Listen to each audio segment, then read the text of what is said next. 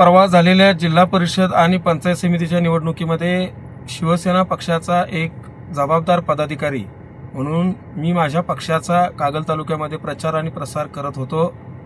पण संबंधित कालावधीमध्ये विरोधी गटाचे काही कार्यकर्ते मला मागील काही दिवसांपासून तू आमच्या राष्ट्रवादी काँग्रेस अजित पवार पक्षाच्या विरोधात प्रचार का करत आहेस, आमच्या उमेदवारांच्या विषयी तू लोकांमध्ये बातम्या का पसरवत आहेस असे म्हणून मला जीवे मारण्याच्या धमक्या देत होते.